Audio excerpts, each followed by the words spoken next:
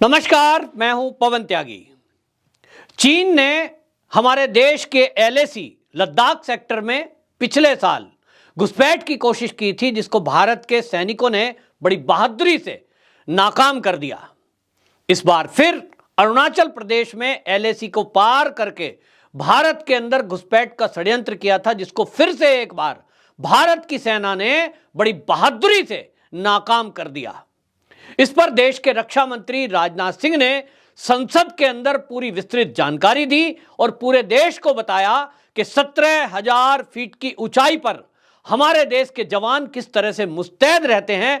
भले ही लद्दाख का वो सेक्टर हो जहां -40 डिग्री टेम्परेचर है, भले ही वो अरुणाचल प्रदेश का वो क्षेत्र हो जहां दुर्गम पहाड़ियां हैं, हमारे सैनिक चौकन्ने रहते हैं और हर उस हरकत पर नजर रहती है जो दुश्मन उठा सकता है। और इसी का एक परिणाम देखिए कि बड़ी षड्यंत्र के तहत चीन के सैनिक जो 300 की संख्या में आए थे, हमारे 20 से 22 सैनिक थे जो गश्ती दल की टुकड़ी होती है, उन्होंने बड़ी बहादुरी से उनको पीछे खदेड़ दिया। भारत के सैनिक चीन के सैनिकों को पीट रहे हैं, ये सब ने देखा, पूरी दुनिया ने देखा, लेकिन ये कांग्रेसियों को नहीं दिखाई दे रहा है। कांग्रेसियों को, खासतौर पर राहुल गांधी को, यह कतई नहीं दिख रहा है कि भारत के सैनिक चीन के सैनिकों को पीट रहे हैं। वो बार बार एक झूठ फैलाने की कोशिश में हैं कि भारत के सैनिक पिट गए, चीन वालों ने भारत के भूभाग पर कब्जा कर लिया। राहुल गांधी बार बार एक झूठ को बोलते हैं कि भारत की सीमा में चाइना ने गांव बना लिए। इतना तक दावा किया राहुल गांधी ने कि गांव बना लिए उन्होंने, तो भारत में अंदर घुस गए अरुणाचल प्रदेश में, जबकि वो गांव जो बनाए हैं वो एलएसी के उस पार यानी चाइना का जो क्षेत्र है उसके अंदर है। लेकिन राहुल गांधी का क्या इंटरेस्ट है कि वो चीन के क्षेत्र में बने हुए गांवों को वो भारत की जमीन बताना चाहते हैं, जबकि इन्हीं के खुद के नानाजी जवाहरलाल नेहरू के समय में अक्साई चिन्ह दिया गया, लद्दाख दे दिया गया, और जिस तरह से ये सब दिया गया, वहां का भूभाग वो इतना बड़ा है कि एक छोटा सा देश बच सकता है। सीमाओं का जो निर्धारण था वो डगमगा गया, गड़बड़ा गया, नहीं तो चीन कभी भारत का पड़ोसी मुल्क नहीं था। अपनी गलतियों को, नाकामियों को छुपाने के लिए आप सेना के ऊपर सवाल उठाएंगे तो देश में गुस्सा फूटेगा।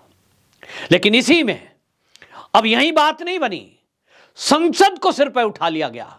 संसद की कार्रवाई 7-8 दिन तक बाधित रही और कांग्रेस का हर लीडर केवल एक सवाल कह रहा था, चीन पे बहस कराओ, चीन पे बहस कराओ। लेकिन अब उसमें सोनिया गांधी भी कूदी है। सवाल यह उठ रहा है कि राहुल गांधी सड़क पर हमारी सेना पर सवाल उठाते हैं, उनके जो पार्टी के अध्यक्ष हैं वो खड़गे जी और पूरे कांग्रेसी नेता वो संसद में हमारी सेना पर सवाल उठाते हैं, तो अब सोनिया गांधी जो कि कार्यकारी अध्यक्षा थी कुछ दिनों तक और अभी भी वो सर्वे सर्वा है, उनको अगर संसद में आपने कभी बोलते सुना हो तो वो कोई देश हित के मुद्दे नहीं बोलती हैं। हमने नहीं सुना कि उन्होंने कोई मुद्दा उठाया हो कि भाई देश के अंदर फला चीज है, फला चीज ना, उनको केवल वो बातें उठानी है जो चीन को फायदा पहुंचाती हो। तो सोनिया गांधी भी बोली तो वही बोली, चीन पर क्यों नहीं चर्चा सरकार कराती है। सोनिया गांधी जी, आप चर्चा क्यों कराना चाहती हो, सवाल तो यह है। क्या जानना चाहती हो? तो कांग्रेस के लीडर और सोनिया गांधी कहती हैं कि हमें सरकार यह बताए कि सरकार की चीन से निपटने की रणनीति क्या है। अब इस पर मैं नहीं, लेकिन जो देश के रक्षा एक्सपर्ट हैं उनकी राय अगर आप सुनेंगे, मैं बात करता हूं उनसे, वो कहते हैं कि कोई भी सरकार जब अपनी रणनीति बनाती है तो उस रणनीति में देश के गृह मंत्री, देश के रक्षा मंत्री, प्रधानमंत्री, राष्ट्रपति और सेना के अध्यक्ष, अब तो सीडीएस वो एक पोस्ट जनरेट है, और गुप्तचर एजेंसियों से जुड़े हुए व्यक्ति, एनएसए, अजीत डोवाल जी, इन लोगों के बीच बैठकर वॉर रूम में यह योजना बनती है कि देश के दुश्मनों से कैसे निपटा जाए। इसके अलावा उनके परिवार वालों तक को भी ये डिस्कस नहीं किया जाता, मंत्रिमंडल के अन्य सदस्यों से ये डिस्कस नहीं किया जाता, बाकी निचले स्तर के अधिकारियों तक को भी नहीं बताया जाता कि सरकार क्या योजना बनाने जा रही है। सेना में भी जो टॉप मोस्ट अधिकारी हैं उनको उस रणनीति में शामिल करके उनको बताया जाता है कि हम क्या कर रहे हैं, क्या करने वाले हैं। लेकिन इस कांग्रेस का क्या इंटरेस्ट है, वो क्यों जानना चाहती है रणनीति? जब देश में 65 साल कांग्रेस का शासन रहा तो उसने चीन की इस विस्तारवादी नीति पर, अक्साई चीन के कब्जे पर, अरुणाचल प्रदेश की घुसपैठ पर यह क्या किया उसने? उल्टा सवाल है कि कांग्रेसियों, सोनिया गांधी जी, राहुल गांधी जी, खड़गे जी पहले देश को यह बताएं कि 65 साल जब वो सत्ता में थे तो उन्होंने इस चीन की विस्तारवादी नीति से निपटने के लिए क्या किया, पाकिस्तान की घुसपैठ और आतंकवाद से निपटने के लिए क्या किया, उन्होंने कश्मीर को सुरक्षित करने के लिए क्या किया, पहले यह बताएं। तो ये कुछ नहीं बोलेंगे, क्योंकि इनके रक्षा मंत्री यूपीए 1, यूपीए 2 काल में जो थे, यूपीए 1 में वो तो ये कह रहे थे कि हमने तो सड़कें इसलिए नहीं बनाई चाइना बॉर्डर पर क्योंकि वहां चीन अंदर आ जाएगा। इसका उल्टा जो है, जो सही बात है, वो कांग्रेसी कभी नहीं बताएंगे। वो सेना के रिटायर लोग बताते हैं, नौकरी पर रहते उनकी फाउंडेशन है, नहीं बता सकते। तो आज सेना के रिटायर जनरल जो हैं वो बताते हैं कि इन्होंने, कांग्रेस की सरकारों ने, ये जानते हुए भी कि चीनी हमारे क्षेत्र में घुसपैठ कर सकते हैं, इंटेलिजेंस इनपुट थे, उसके बावजूद भी हमारे सैनिक मांग कर रहे थे कि वहां सड़कें बनाई जाएं, रेल मार्ग बनाया जाए। अरुणाचल प्रदेश में अपने सैनिकों को वहां तक पहुंचाने के लिए चीन रेल बिछा रहा है, सड़कें बना रहा है, तो हमें भी बनाने की आवश्यकता है। लेकिन कांग्रेस की सरकारों में उसे ठंडे बस्ते में डाल दिया गया। चीन को यह पता है कि भारत की सेना को तो एलएसी तक पहुंचने में 4 दिन लगेंगे और हम तत्काल ट्रेन में बैठेंगे और हमारे सैनिक वहां उतर जाएंगे, तो जिस दिन चाहेंगे तब कब्जा कर लेंगे। यह पूरी योजना उसकी धराशायी हुई जब मोदी सरकार आ गई। मोदी जी ने सबसे पहला काम यदि कुछ किया तो चाइना बॉर्डर पर इंफ्रास्ट्रक्चर को डेवलप करने का काम किया। सड़कों का जाल, रेल मार्ग वहां तक सुगम, एयरपोर्ट वहां बनाए। नॉर्थ ईस्ट को एकदम अछूता छोड़ रखा था कांग्रेस ने। ऐसा मान लिया कि वहां तो विकास करना ही नहीं है, मतलब ऐसा एक दिखाई देता है कि उनकी तो मंशा थी ये नॉर्थ ईस्ट पूरा चीन में मिल जाए।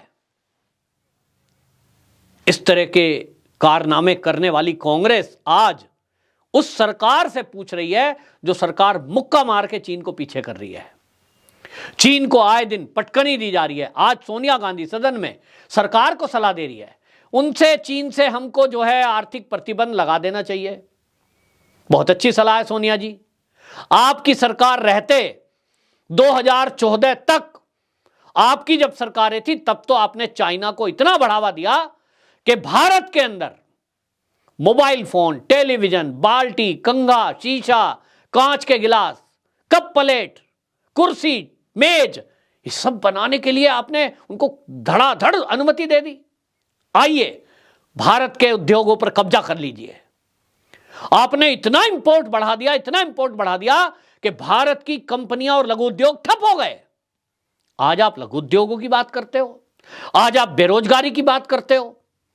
आंकड़े देखेंगे तो आंखें खुल जाएंगी कि कांग्रेस के शासनकाल में चीन को जो उन्होंने बढ़ावा दिया और चीन से जो एक्सपोर्ट सामान आने लगा, इंपोर्ट होने लगा, उसके कारण से भारत के कितने उद्योग बंद हुए, वो लाखों में संख्या है।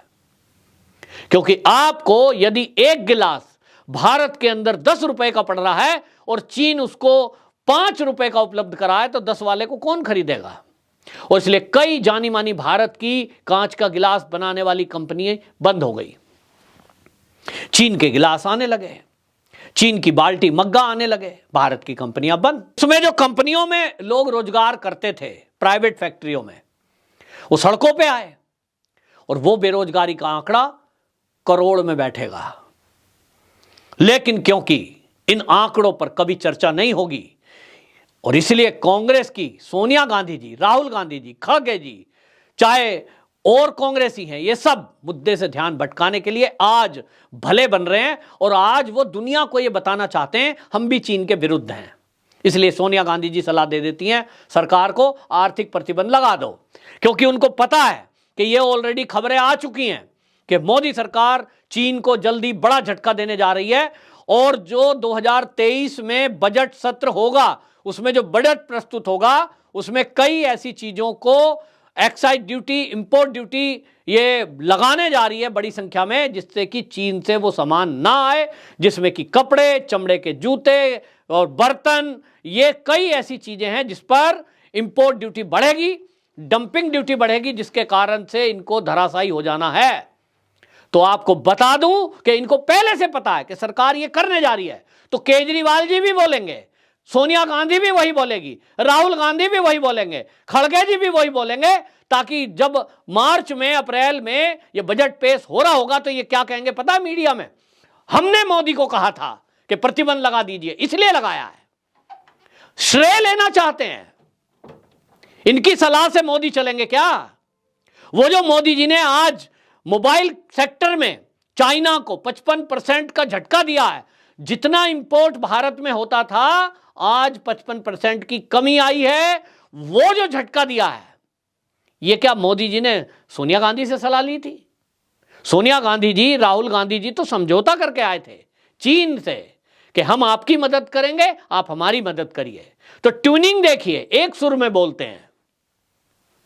चीन झूठ बोलता है कि हमारे सैनिक नहीं पिटे, हमने भारत के सैनिकों को पीटा, वही शब्द पाकिस्तान वाले बोलते हैं और वही शब्द राहुल गांधी, सोनिया गांधी बोल रही है। यह गठबंधन क्या कहलाता है, यह रिश्ता क्या कहलाता है, इसको समझने की आवश्यकता है। बहरहाल सोनिया गांधी की इस आवाज को देश में कोई तवज्जो दे नहीं रहा है, क्योंकि ये वो लोग हैं जिन्होंने 65 साल देश में राज किया और चीन को बढ़ावा दिया, चीन को मजबूत होने दिया, भारत की सेनाओं को कमजोर किया, भारत के सैनिकों पर सवाल उठाया, चाहे सर्जिकल स्ट्राइक हो, चाहे और इक्विपमेंट की बात हो, उनको नहीं दिया जो उन्होंने मांगा। आज उनको खुला हाथ दिया गया है, आज उसको लड़ने के साजो सामान दिए जा रहे हैं। आज ड्रोन, हमारे शिप, हमारी पनडुब्बी, मेक इन इंडिया, वो सैनिकों के हाथ में है। उत्साह कई गुना बढ़ा हुआ है और चीन के मुकाबला करने के लिए भारत सरकार, मोदी की नीतियों के कारण, मोदी की विदेश नीतियों के कारण कई महाशक्तियां बड़ी बड़ी, जिसमें अमेरिका, ऑस्ट्रेलिया, जापान और रूस जैसे देश हमारे भारत के साथ कंधे से कंधा मिलाकर खड़े हैं। तो इनको लगता है कि इनकी रणनीति तो सब फेल हो गई और अब चीन का क्या होगा, इनको दर्द चीन का है और इसीलिए ये ऊपर से दिखावा कर रहे हैं कि हमें भी चिंता भारत की है। यदि आपको भारत की इतनी चिंता थी सोनिया गांधी जी, राहुल गांधी जी, तो आपकी सत्ता जब 65 साल रही थी उसमें यूपीए 1, यूपीए 2 और आप तो अध्यक्षा कब से हैं? राजीव गांधी जी के समय से। क्यों नहीं आपने तब तक रेल मार्ग बना दिया था लद्दाख में, अरुणाचल प्रदेश में? क्यों नहीं आपने फाइटर प्लेन उन्नत किस्म के खरीद के सेना को दिए थे? जूते तक नहीं थे बर्फ में चलने के लिए सैनिकों के पास। ये कोई भुला नहीं सकता। कुल मिलाकर इनकी बौखलाहट सामने आ रही है और अब ये दिख रहा है कि अब ये एक्सपोज हो गए हैं चीन के समझौते को लेकर। तो अब नकली ड्रामा करके जनता को ये बताना है कि हम चीन से विपक्ष में हैं, हम उसके पक्ष में नहीं हैं। और इसलिए राहुल गांधी, खड़गे, अब सोनिया गांधी इस तरह के बयानबाजी कर रहे हैं। लेकिन देश की जनता सब समझती है कि इनके ये नाटक चलने वाले नहीं है, ये एक्सपोज हो चुके हैं और इनकी चालों को समझने के लिए बस चौकन्ना देशवासियों को रहना है कि इनकी किसी चाल में ना आए। और मोदी सरकार और अब देश के देशभक्त लोग जागृत हो चुके हैं, इनकी हर चाल को समझ चुके हैं। चीन को पटकनी देने के लिए भारत की सेना, भारत की सरकार और भारत की जनता पूरी तरह सतर्क है, चौकन्नी है, एक्टिव है और अब आत्मनिर्भर भारत बनकर चीन को बुरी तरह आर्थिक रीढ़ पर प्रहार करने के लिए तैयार है। आपका क्या कहना है कमेंट बॉक्स में जरूर बताएं। वंदे मातरम।